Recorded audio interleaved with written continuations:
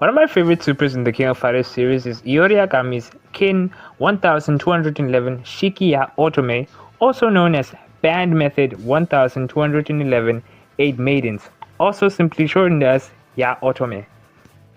Specifically the level 2 version found in KOF 96 because that's where it made its first appearance. And I think you're gonna understand why. I mean, it's a pretty cool super. He drags you to the ground, absolutely slaughters you, turns back at the camera, breaking the fourth wall by the way, slams the opponent before exploding them, then returning back to normal like nothing happened. Also one of the most rare supers in the entire series, only appearing in King of Fighters 96, King of Fighters 97, King of Fighters 98, and King of Fighters 2002. After that, it never came back. And there's actually a pretty good reason for that.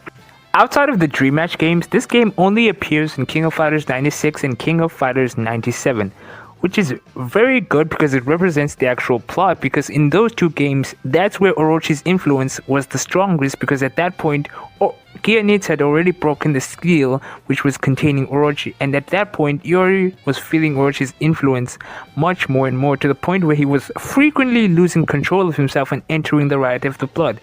This is what actually led to him murdering Vice and Mature, and I absolutely love it. It really feels like a visual display of just the goriness of how he have actually killed them. What you may have noticed is that I only mentioned KOF 98 and KOF 2002. That's because in KOF 99, 2000, and 2001, Iori actually has different supers which are not showing him entering the Riot of the Blood, but are instead more powerful versions of his standard super. That is because those games take place in what is known as the Nest Saga, a story arc which is focusing on K-Dash and his battle against Nest. And during that time, Orochi is sealed away, and so its presence is not felt throughout the series, and it's not felt by the characters who actually have Orochi blood, which is why Iori is able to fight his opponents at full power without having to worry about losing control of himself. This exact same statement carries out through the Ash Saga, where he also isn't seen entering the Riot of the Blood. At this point of the series, Iori still hasn't really experienced the Riot of the Blood, and this is the reason why you haven't seen this super again.